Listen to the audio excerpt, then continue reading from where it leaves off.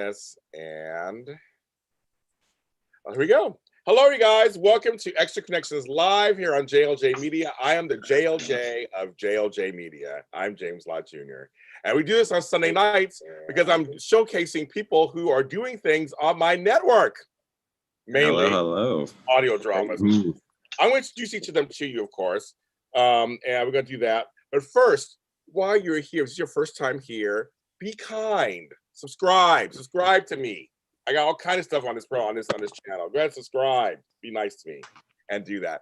And when I tell you people their handles up, make sure you follow them too, because we're all here together creating the stuff for you out there.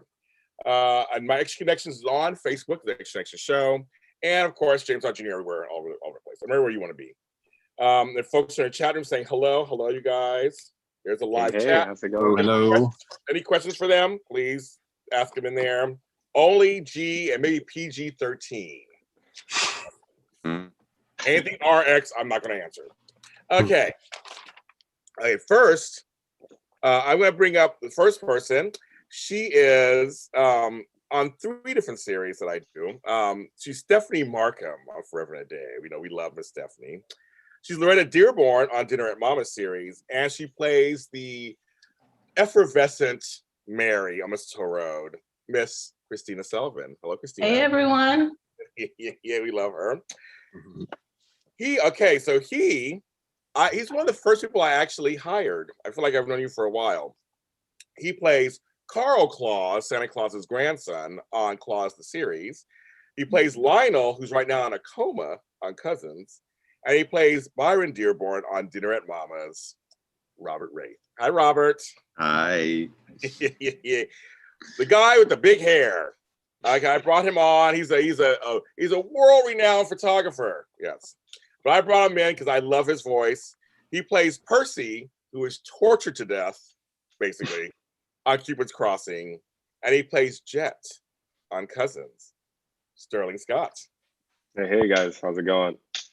And this guy, I've had a huge man crush when I first saw his picture, and then heard his voice on the series that started it all, which Kristina's part of.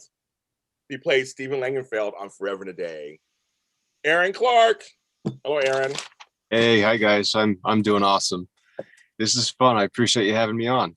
We're gonna have fun. We're gonna talk. So it's good. So, and you're the latest. So you're the latest to all this stuff here, because I think you were on maybe you came on season 2, right? I think your episode. Yeah, season 2. Season 2. Yep. How did they find you? I know how I found these guys, but how did they find you? Casey Hutchison found my material, resume and reel clips on backstage.com. So it came out of the blue. Is totally out of left field. I was not expecting an audio drama, a podcast, or a voiceover project to swing my way. So it was one of those blessings in disguise, to say the least, because I've grown so much on just working with everyone and going through the material and putting the work into the character. It's really stretched me as an actor, really, because this is my first professional job in Los Angeles. Oh, okay. Yeah, this is one of one. Amazing. Wow, it's a hit show, folks. The show is doing very well for me on JLJ Media. And so for you on Backstage, were you getting any hits on Backstage or other things at all? How was it for you on there? Very few. However, I will say this though, it was just sort of an interesting connection and synchronicity, because I had Backstage about a year before that. I had canceled the subscription because nothing was really coming through. And I went back and forth, should I get back on? Should I not? Should I not? And that was about 1 month before Casey found me. I almost didn't do it. So I almost wouldn't be sitting here with you guys. It was that close. So I would say yes, Backstage was worth it. Very much so. It got me connected here with all of you and Forever and a Day. Explain to people out there who may not know what Backstage. I know we know what it is, but can you explain to people what I almost said Blackstage. Backstage, can you explain to us what that is? Yeah, so it's a breakdown service where actors can build a profile, submit for jobs, And it works both ways. We can apply, we could submit, turn in. We do have to get a response for an invite, and then we do a self-tape submission. Or, such is the case with Casey finding me, was, like I said, totally out of the blue. So it can work both ways. So essentially a breakdown service. It's all online. I think it was back in the day, in the New York days, decades ago, it was Backstage West magazine, which of course everything's online now. So that's Backstage. Yeah, look at that. And Miss Kristina, I don't know if I ever asked how they found you. I mean, I feel like I know you, but I don't know how they find you. So I guess I found them. So what happened was my friend Brandon Larkins, he was cast on the show, and he posted on his Twitter that he was cast on the show. So I was like, oh, so I'll follow the show just to be supportive of my friend. And so I started following the show on Twitter, and then the show made a post that they were casting. And so I responded to their casting notice, and I submitted my audition, and they liked it. And now I'm Stephanie. And you are Stephanie. I mean, yes, you're not. Yes, I am. You're Stephanie. And we'll talk about the famous scene, everything in the beginning episode, all that in a second. But I was just curious they found you. Now, Robert, I found from my Craigslist ad. Yeah. So, I was going to ask, I never asked you this, because I had never asked you this. And I just, I'm in love with your voice. So I never asked You're too sweet. Did you ever go on Craigslist before looking for? I am an avid Craigslist user. I've lived all over the place in the US and in Europe. And you never know what you're going to find on there in the way of gigs. And you were like a blessing, a manna from heaven. And then we got on the phone, and we both I think we're meant to work together. I think we're meant to do something. And then you were like, I'll find you something. You called me back within a minute or something. It was like, I got this. I'm writing it on the spot. You're going to be Santa Claus's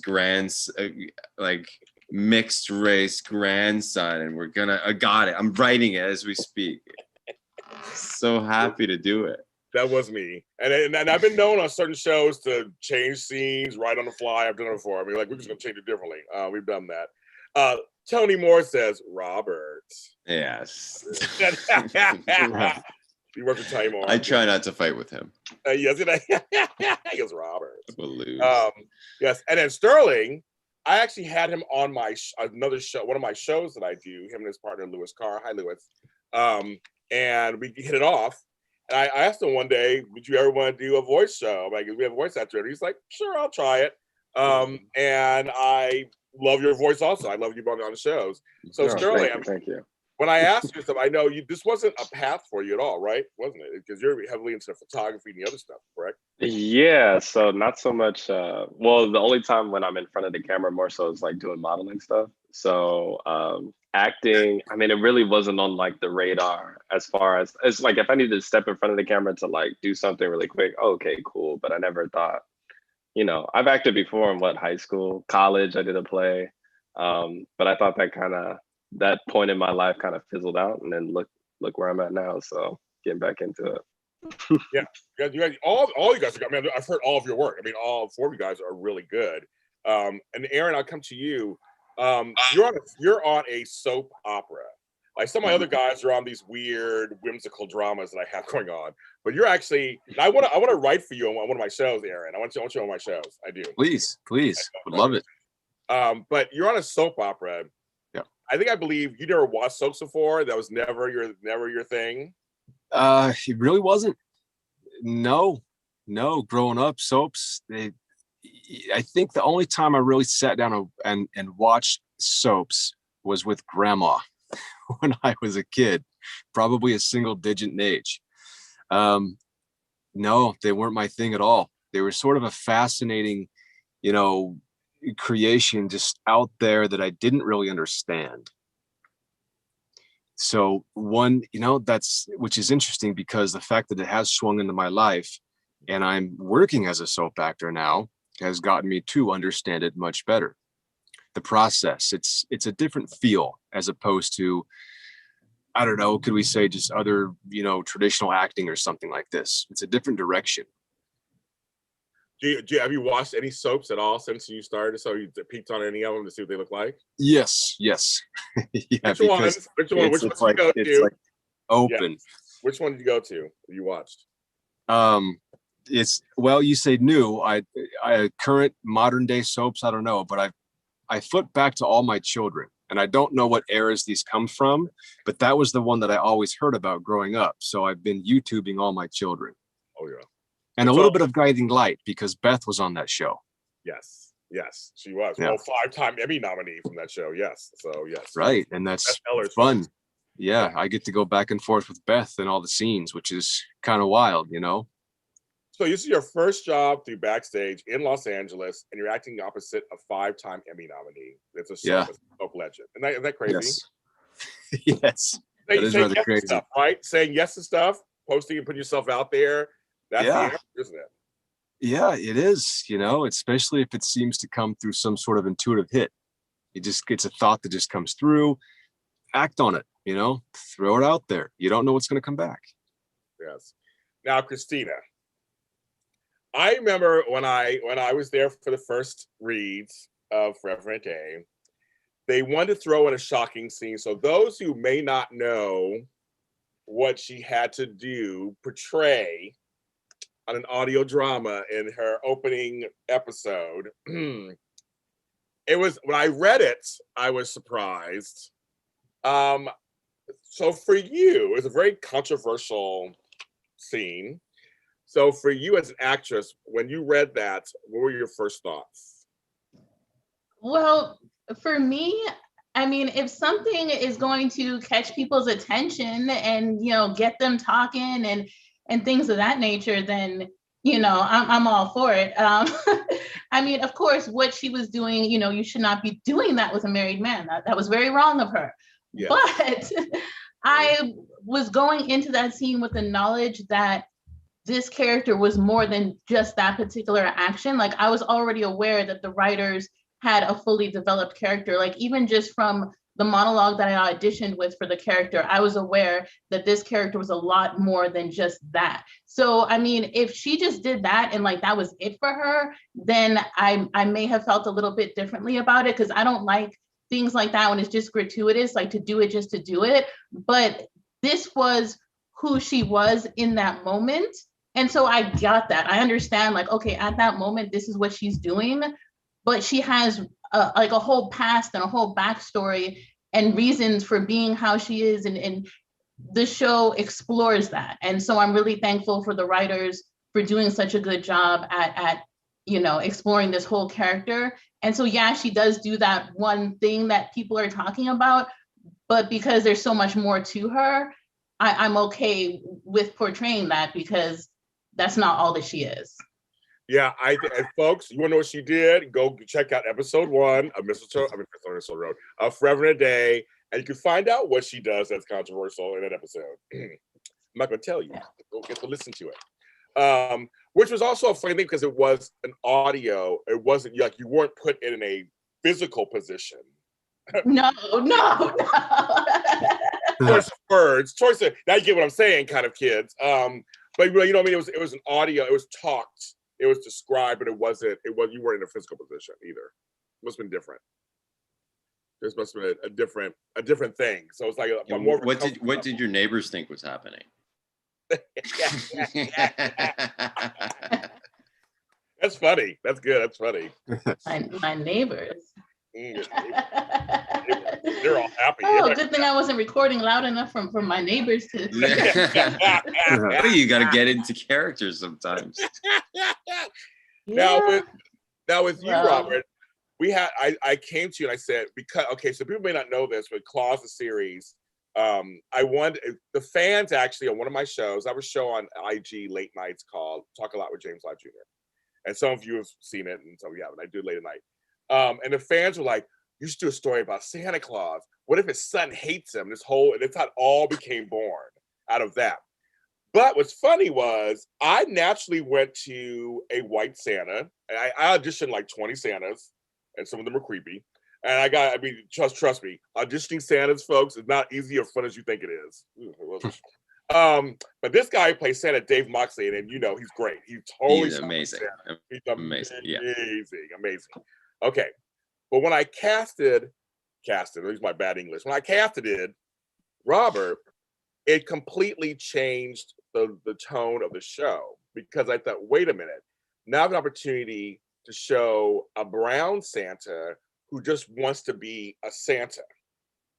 And I remember telling Robert, okay, that's what I was telling you, okay, we're gonna do this, we're gonna make you half black. I gave you a black mother. It changed the whole casting process, which I'm always open to. I'm very open to like what's best for the show. But it totally changed, and because his father, played by the wonderful William Corey, who's so good as CJ, he's so good as Bitter. Yeah, so deadpan. So deadpan that we made it. So how did you find the voice of Carl? Because you do have a very distinctive voice for him other than your other roles you play on my shows. It's a very youthful, yeah, sorry, that went in and out. What was the question? So you have a very distinctive voice for Carl, other than the other shows we do together. Yeah. I love the voice you chose. How did you choose that voice, and how do you view Carl? Well, what I actually do is like I keep a smile on my face the whole time when I'm recording, and it sort of lightens my shoulders and everything that I don't think about my student debt or anything like that. And it's just a young Santa Claus navigating. What's the town that we live in? And it's not North Star. Yes. Yes.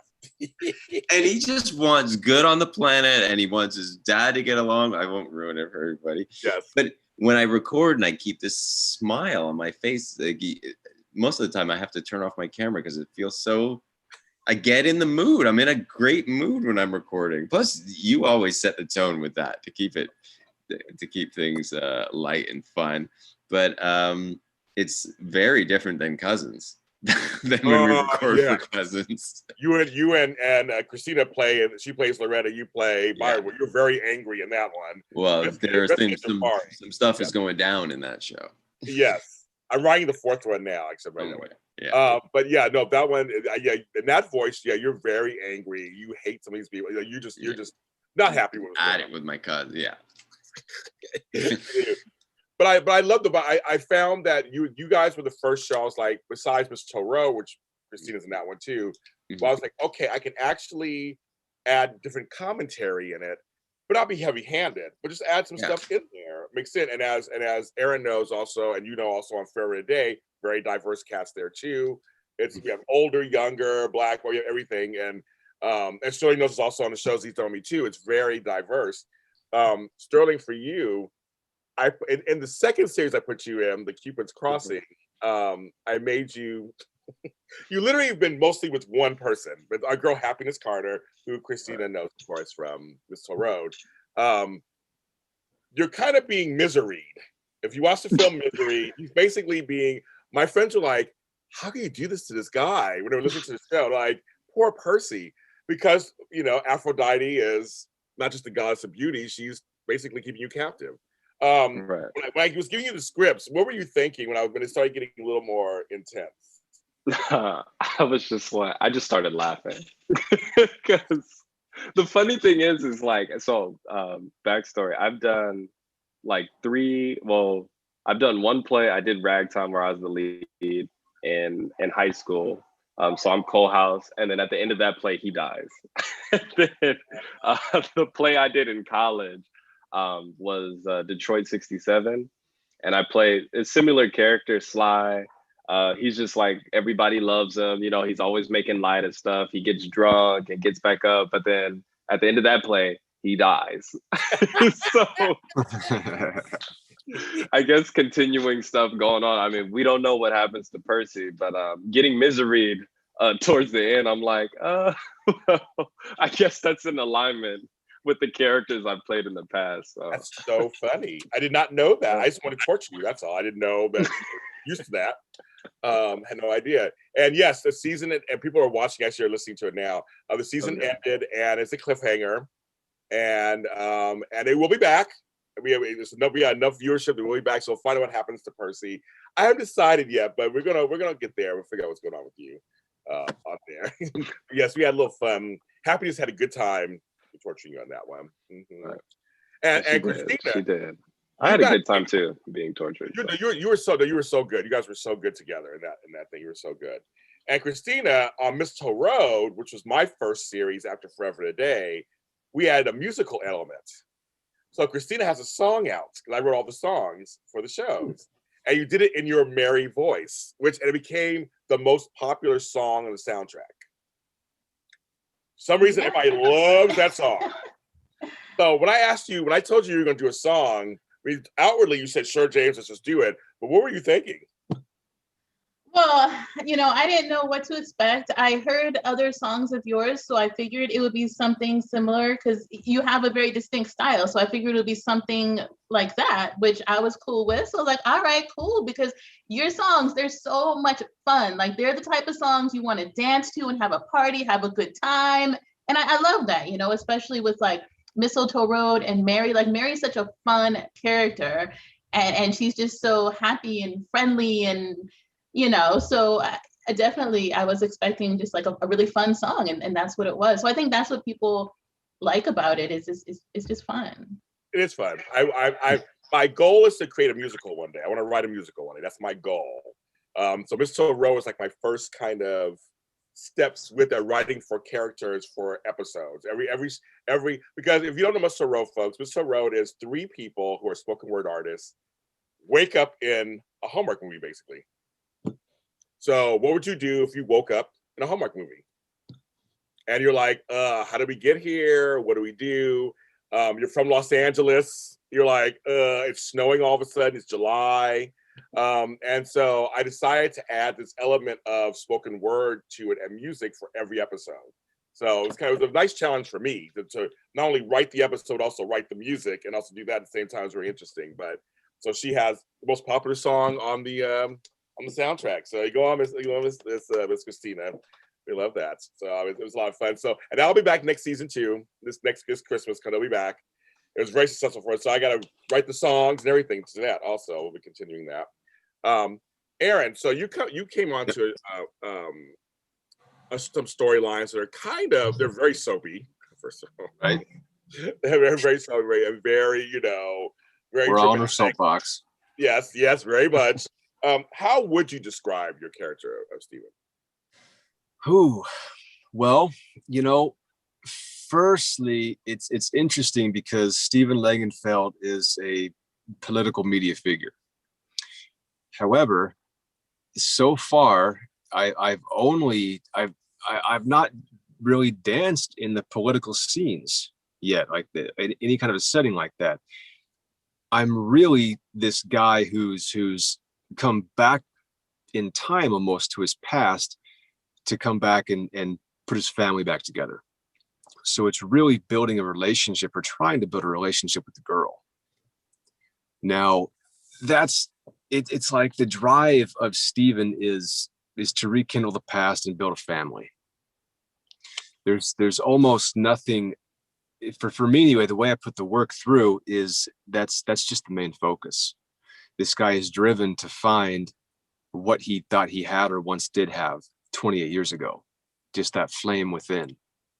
So I wanted to put that at the core of Steven is find the love that he believes he has. Like that. Yeah.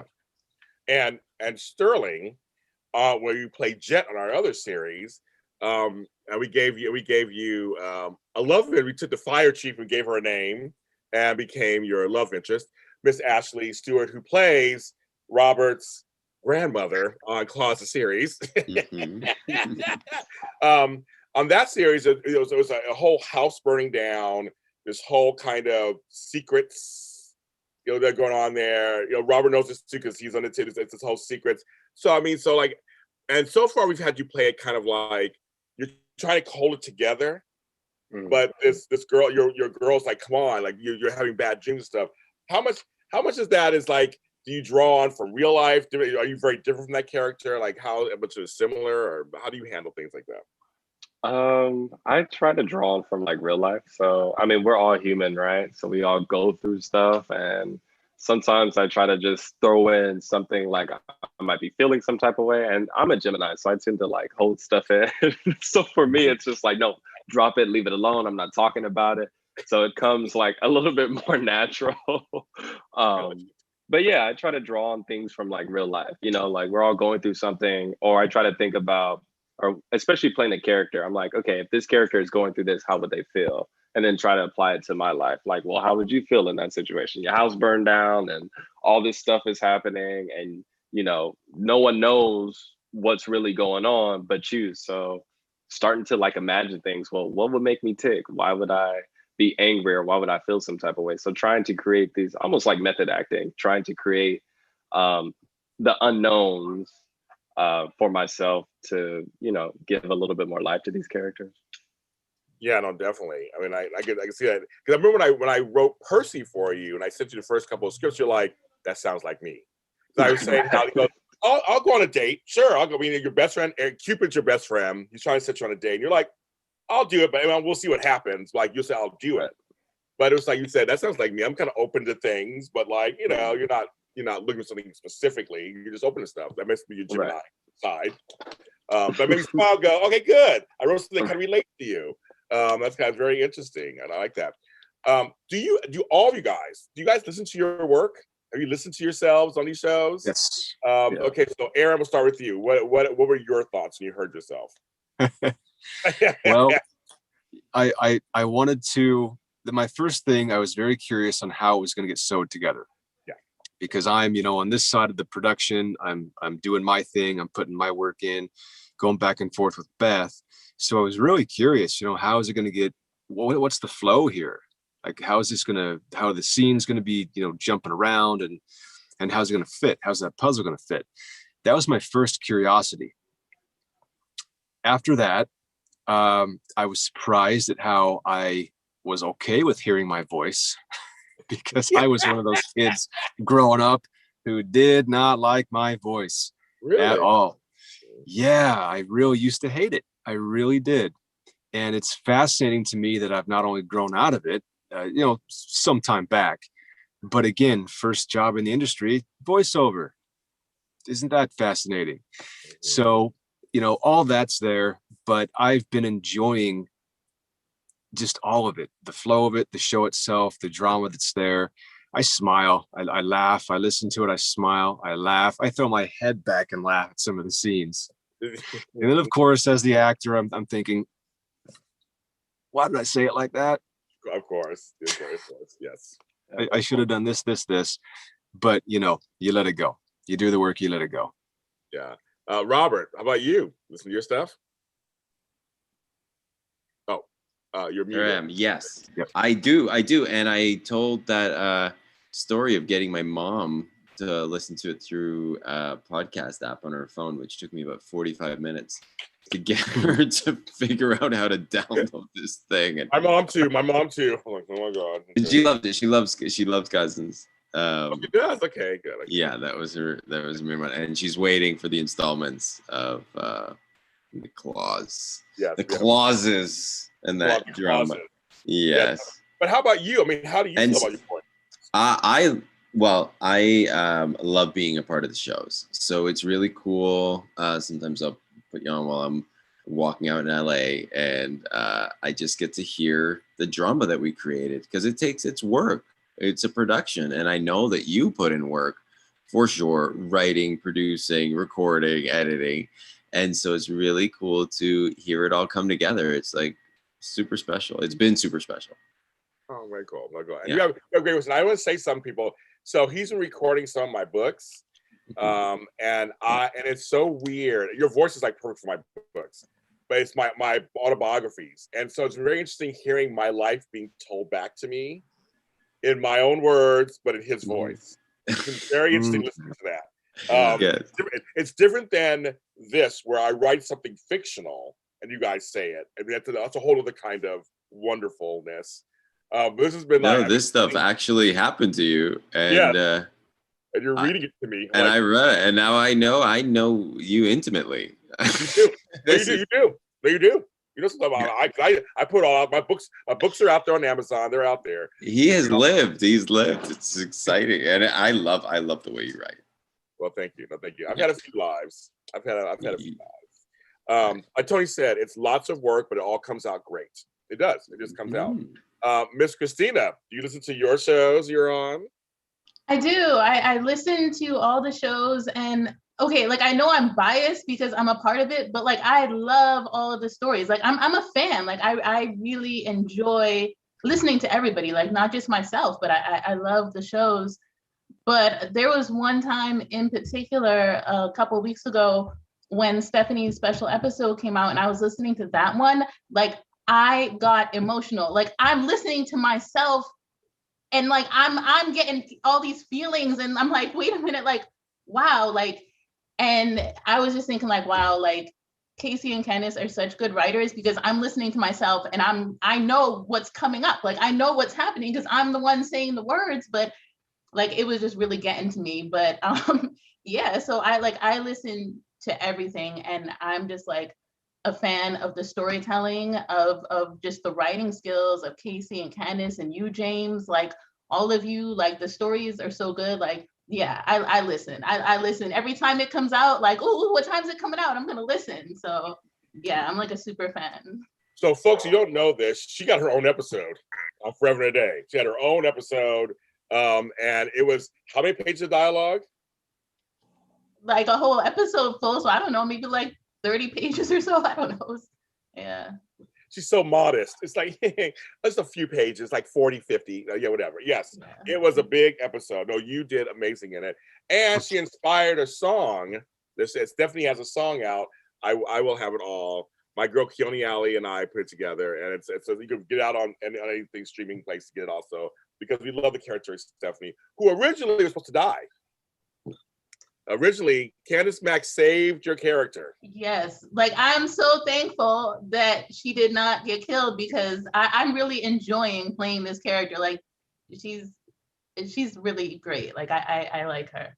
I mean, of course, there may be some people in town that don't like her, but I like her.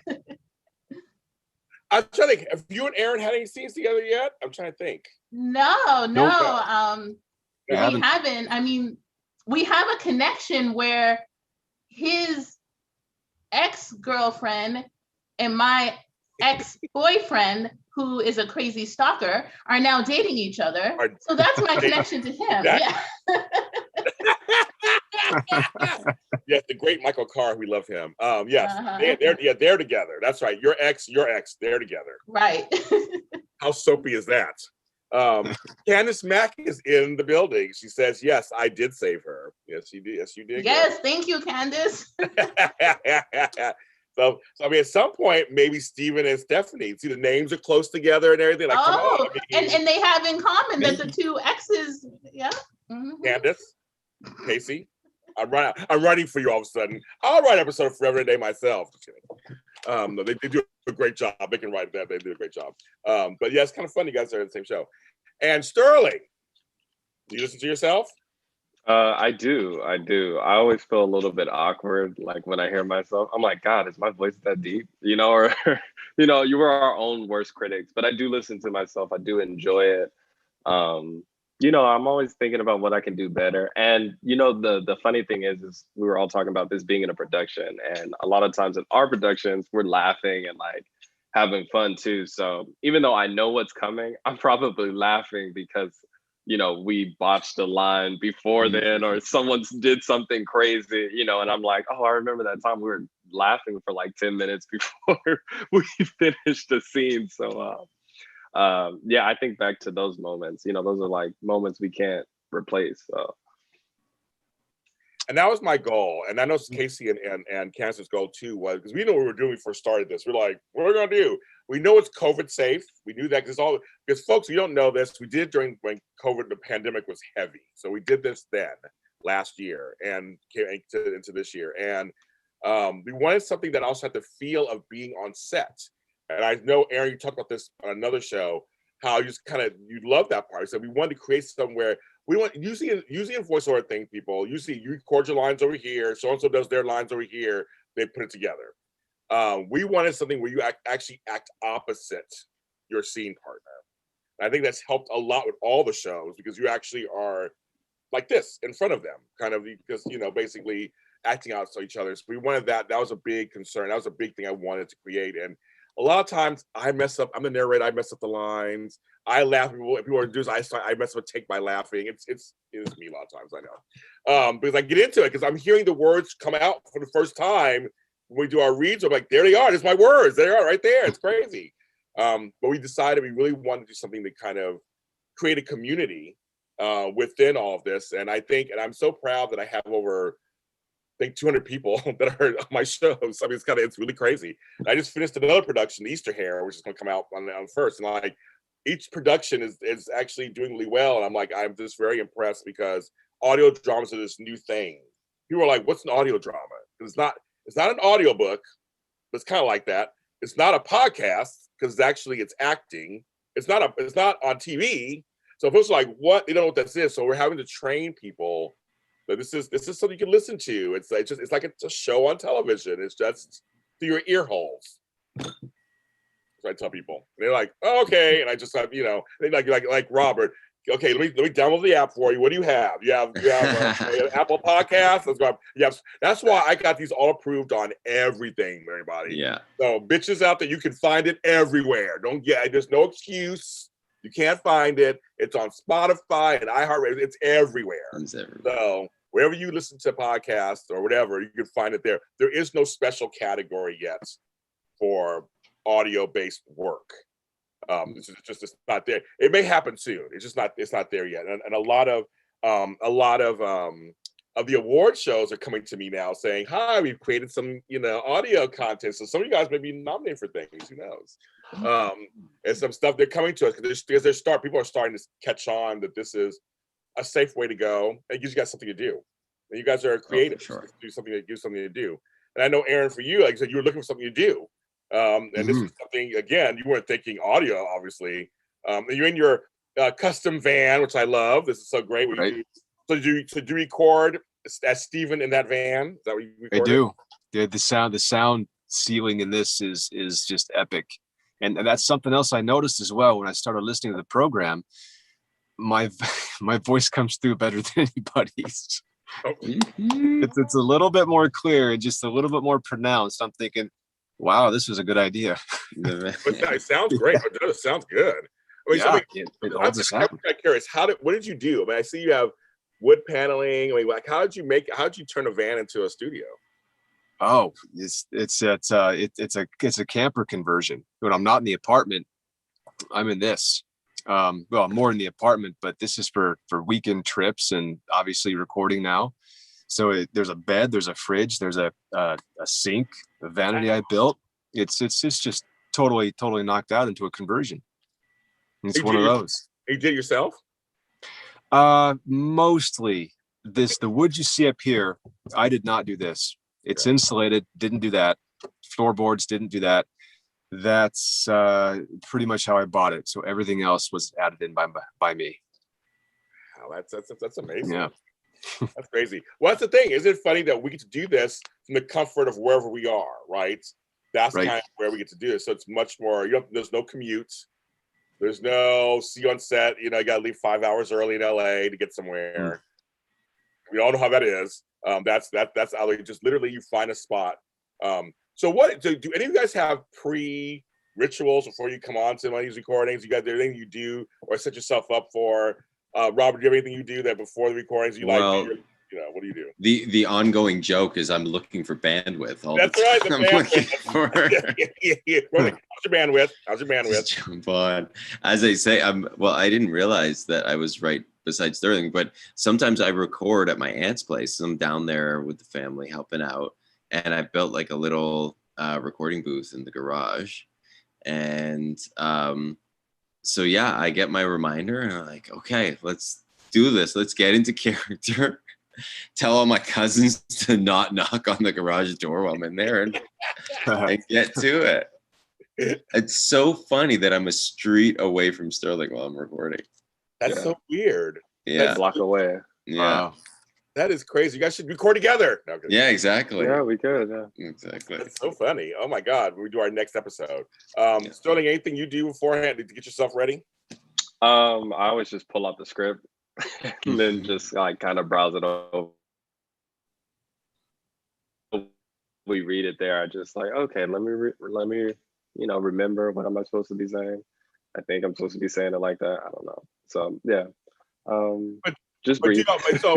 so are you cognizant of like when it's the night? You usually do the night. Do you like I gotta be somewhere where I can do it? Like you're always thinking, okay, I gotta be at a place where I can actually record. You always Yeah, most definitely.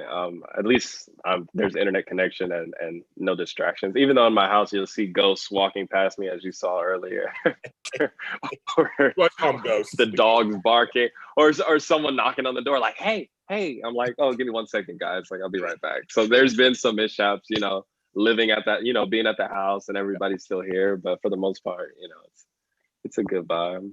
Yes. And Candace Mack says Kristina sings Mariah Carey before you record. Is that true? Well, I mean, I sing Mariah Carey all the time, darling. Yo, we belong together. Yeah, that one, all that. Yes. I'm always singing Mariah. I mean, that's just kind of my thing because I'm obsessed with her. I mean, not, You do your runs. You're like, you do all that, all stuff. Yeah, you do all that. No, I mean, okay, so the Mariah thing, that's just me being Kristina 24/7. I'm a huge Mariah fan. But for me getting into character, I do something different for each character because each of my characters are completely different. And like none of them are exactly like me. So right before I record, I do little things like there are certain songs that I play beforehand to kind of get me in the mood for what I'm about to record. Like if Stephanie's about to seduce someone, then I might like put on like a sexy Rihanna song or like something to kind of get me in that mood. And like different things, like even though visually people aren't like seeing me, they're just hearing my voice, I still like to get into character for myself. So I like to do little things with like my clothes, hair, makeup, whatever, like just for me, like even my perfume, like Stephanie likes Dolce & Gabbana light blue. So I spray that, like, okay, now I'm smelling like her, like I like to just be like all in character, like for me, even though it's like, okay, it's just audio, but I like to like, really kind of embody it as much as possible. But yeah, just me being Kristina, yeah, Candace, it's Mariah all the time. but I like that. I think, again, we have to almost kind of forget this whole thing about audio versus video. It's like getting into character. That's just something you have to do. You have to get into character. Like I said, Robert says he starts to smile. Like it's whether they see it or not, you're right, because you're the one about to deliver. I mean, this is your chance to put your performance out there and give it what it's supposed to give. So I kind of like that you guys kind of figure out. For me, I play music. I usually play music, and people come on. I sometimes have music playing. Sometimes it might be whatever disco or something. Who knows, or rock, whatever I'm playing at the time. And I get myself kind of ready. I'm always excited. This is on my end. I'm always excited because I go, wow, I like each of my casts, and I even come in to Forever and a Day sometimes, and I come in and listen and stay for some of the things. And I just love. I get excited. It's like show day. I get very excited. I can't wait to see what you guys are going to put up, what you guys are going to do, what you're going to put out, how it's going to sound. If I can change something, I'm hyped up. I'm like, I'm ready to go. I'm like, and then later when I'm in the editing and I'm like listening, I start laughing. Oh my God, it's so funny. Or it really came out better than I thought. Or I just start to hear. It's a lot of fun. This has been such a fun, almost emotional journey for me in many ways too. I'm a big softie. Now I cry at everything half the time. And there's been times when I got really teary-eyed listening to you guys do stuff on all of your shows, and I go, "Wow, this is on my network." I started a network. Like, what the fuck? What did I do? What am I doing? Like, what? And I'm in my 50s. I start all this late in life, and Robert knows some of my story because he read some of it, some things I've been through. This is all gravy for me. I mean, this is all gravy for me. I'm starting something new in my 50s with a bunch of people who are willing to go on the ride with me. So I appreciate that each of you guys very much for that. It feeds me at the same time. This is not just for shits and giggles. This is fun. This is fun, but also it is actually, we're doing something creative. Oh, In a 100%. 100%. Mhm. Yeah. And it's Definitely. been so amazing. Like, to hear you speak about it and to know, like, every time, and I don't mean to take over like, every time we get on the phone or every time we get into recording, you're like, and even today, I just wrapped 3 shows. Like, I just finished stuff. I do a bunch of things. I'm a little busy. Yes, I do. Yeah. I do a few things. I do a few things. But I like to live life. It's all about living life and just kind of like, and do. I want to be an example of just go for it. And again, like Aaron said, he came back into it. He want to do some acting. Like, just, it doesn't matter how old you are, what you look like, what's going on, your voice. Just like go for it. You have nothing to lose. Like, really, you just have nothing to lose. And if I could be an example of just, like I said, in my 40s and 50s, I'm doing all this new stuff. I'm like, you can do it at your age and wherever you are, you can do it. That's how I look at it as. I'm gonna ask each of you guys. As we wrap this up, thanks for your time on this Sunday night. If there is a type of character you would love to play, or you get a chance to think about this, there's a type of character just no limits. You just like, I could play this kind of character. It can be anything you want. It's your chance to speak it into existence, or maybe I'll write it for you. Who knows? But I'm just kind of curious for each of you. I'm gonna start with Miss Kristina because she plays, like she says, on our network, a lot of different characters. But is there one type that you would like to play? Well, gosh, I love playing all different types of characters.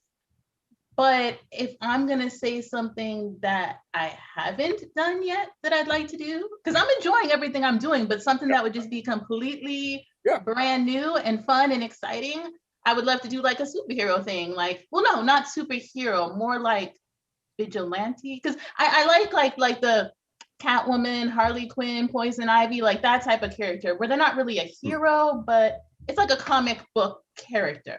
Not necessarily the hero though. Well, I get that. Anti-hero. Kind of like you're not full villain, but you are vigilante. You take care of business. Yeah. Okay. Yeah, that would be good. Okay. Mr. Sterling Scott, any kind of character, because you're kind of doing this, what would you like to do? Well, there's 2. Can I pick 2? Yes, you can do as many as you want. You're manifesting as many as you want. Right. So I've always played, I guess, the like the happy guy, or even when people were like casting, they're like, well, you come off as like the best friend, your smile is there. So I've always played like these characters, the goofy guy or something like that. So I think I want to be a villain if I had to choose, like just the dirtiest, most evil villain. Sterling, you know what? That's exactly that's what I had for both of us. I was like, we gotta play like these nice sort of like we're helping out. We're not fanning the fire. Exactly. We're the lovable guy, like, the comic relief, like those type of characters. I'm like, okay, I need to be something. So I want to be something serious, like a very serious, like dramatic role. And then just a dirty, nasty, like who's the most evilest villain you can think of? I don't know. I'm trying to think. Give me I think of Randall from Monsters Inc. He was just the dirtiest, like most evil guy. You know what I mean? Like no one liked him. he was good at what he did, but he was just mean, just eat for no reason. I want to be like that. Just we hate this guy, we want to kill him, and you can't do anything. I'm getting ideas of a evil buddy movie, a buddy series or something. I'm getting some ideas, both just mean and evil, wreak havoc on the world. I'm getting ideas. Okay, what was the second one, Sterling? You said you had a second one. Oh, the second one, just a very serious and a very like dramatic role. Okay. So it doesn't have to be mean or anything like that. Just some very serious, heavy material. And so being able to pull that off as an actor would be, I guess it would be very rewarding for me. Just something out of my element. Like, again, I've played a lot of like happy, comical, whimsical type of characters. So playing something that's just super dramatic, whether I'm a dad or, something like that, just to switch it up, give me a change of pace. Okay, like that. Aaron? Yes. What would you like to play? I also have 2. Okay, I like number one. Okay, number one. I'll go with this. I'm riding on Sterling's coattails here a little bit because I was thinking the same thing. A deep, dark, dirty bad guy, specifically because all of the layers underneath. I like to stretch my legs in those directions. So finding a certain depth, but through the dark characters, and it's really the dark characters I'm finding who give permission to go to these places. The good guys don't really need that. We're kind of straightforward. So that would be one. Second one, I'd love to play schizophrenic. Spread in I don't know, 3, 4, 5 different directions on one program. Maybe as a writer, for some reason that it's just coming to mind. A writer who's a schizophrenic. Well, you know what's funny? I'm writing my first on my series, Amore. I've written my first split personality story. Interesting. So I've never done it before. I've seen it done on TV, but I wrote my first one. So when my character, I told her, she's like, "Do I have a different name now?" I go, "Yes, you're a different character now." So I'm actually, and I wrote my first one person doing 2 roles in the scene together. I asked him if he could do it. He wants to do it. It's the guy who plays Santa, Dave. He's playing a king, and he's playing Santa opposite himself in a scene. Okay. And so we're trying. So I'm trying to see what that looks like as a writing. He liked the dialogue. But I said, so you have to go back and forth. You're Santa and you're King Alban. You have to go. So he's challenged. He's ready to do it. I think if anybody could do it, I think he could do it. But I'm starting to write. It's funny you say that, Aaron. I'm starting to write that stuff because I'm fascinated with the mind. I'm fascinated. I have a schizophrenic uncle. So I know back. Oh yeah, my whole life, my Uncle Reggie. So my whole life. So I know what that looks like up front. Interesting. So I'm delving into that. So it's kind of funny. Maybe something there. I don't know. But I'm trying it out. Yeah. That's good. That's good. That's exciting. You may want to go deep all of a sudden. Okay. All you guys will go deep. And Mr. Robert, you said part of it was one of those things. Yeah, definitely. I was thinking that. But as we're sitting here, I'm thinking Alan Trini. Like I want. Are you watching Snowfall right now? Can we write a drug drama? Can we? I was one of your friends. Can we write a drug drama where I don't have to play it, but I will audition for the that has deep down has a heart of gold, but has to do what it takes to bring his family, something like that. I have an idea. I actually started writing kind of. I have 2 that I've just started germinating that I haven't figured out what the through line is, but I am writing. I like flawed characters that go through a journey. I'm a big arc person. They go through an arc. Like a Claus The Series, the twins, KJ and them, they're going through an arc. I like that whole where they start somewhere, whether it's good or bad, then they go somewhere. Like it's just either way. I like to show that journey. So I'm kind of like, yeah, that's gonna be good. And then I'm gonna delve more into these. I have some shows that have some real heavy drama in it. That we're going to start casting for too. So I mean, it's kind of, we're going there, and also writing some comedy, and then we did our first horror series. Besides Cupids Crossing, we had actual Easter Hare as a horror series. I got to kill my friends, so that was a lot of fun. They all want to be killed. I killed Tony Moore, killed Tammy Govea. I mean, I killed my friend. They wanted to come and get killed. And that was the first time where we had really good death scenes. Like the whole cast was quiet. Like we were recording them. It was like, oh, okay, this is really interesting. The actors really got into it. Because every episode opens with a death. The killer Easter Bunny kills people. So he kills them in ways that are Easter-like. That's all I can say. The trailer is out now, so you can hear the trailer for it. It's really funny. But it was my first time going really deep into that. I go, ooh, that's really interesting. And in Claus The Series, the ending scene is a really big scene between CJ and his mother, Sally Claus. It's very serious. We had to record it separately because it was very serious. We had to get it just like the right tone. So when folks hear it, they're gonna be like, oh, okay. So we're going there. We're gonna go there. But like I said, this has been such a great journey for me. You guys are all part of it. I'm so happy to have you all part of JLJ Media. I mean, Aaron, I'm gonna work with you at some. We're gonna find something for you on my Let's show. do it, man. That's fun. But the other three of you, of course, you guys are my MVPs, as I titled this. I appreciate each of you guys. Starting with Kristina, tell folks where they can find you on the social media machines. On social media, I can be found on Instagram or Twitter or Facebook at Miss Kristina 617. So that's MISSKRISTINA 617. And Mr. Sterling Scott.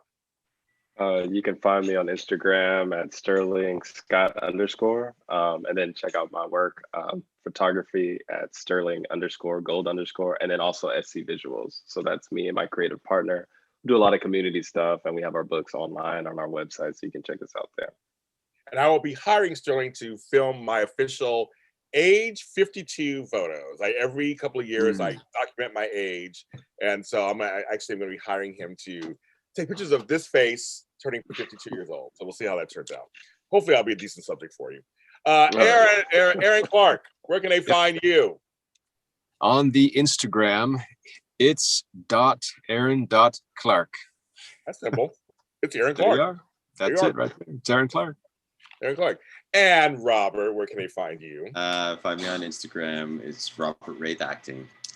Yes, you follow. And anybody, okay, so some folks have actually gotten jobs off of my shows and things. So follow these people, hire them.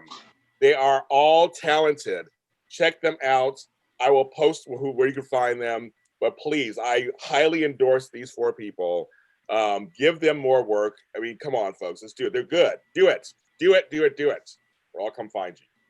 You can follow me. We're all James Lott Jr.'s is sold at James Lott Jr. on all social media platforms, including TikTok. That's right, bitches. I'm on TikTok. Doing weird shit. I have a thing about this egg being too small. It went viral, so go ahead and watch that. And then also JLJ Media is everywhere. It's everywhere you want it to be, everywhere you don't want it to be. It's on every streaming service. It's on every social media platform. It's on YouTube. That's right. I am a man who has my own online network, and it's out there and it's doing very well. Thank you very much for tuning into whatever I put out there. I totally appreciate it. But subscribe, follow, comment, share, all of that. I appreciate it very much. Everyone, please support the arts. The arts are very important to our culture, our society, our mental health, our physical health. We need content, people. We're going through a lot of stuff out there. People want content, so support the arts. It's very support arts in schools. That's where it starts. Everyone, please take care of yourselves.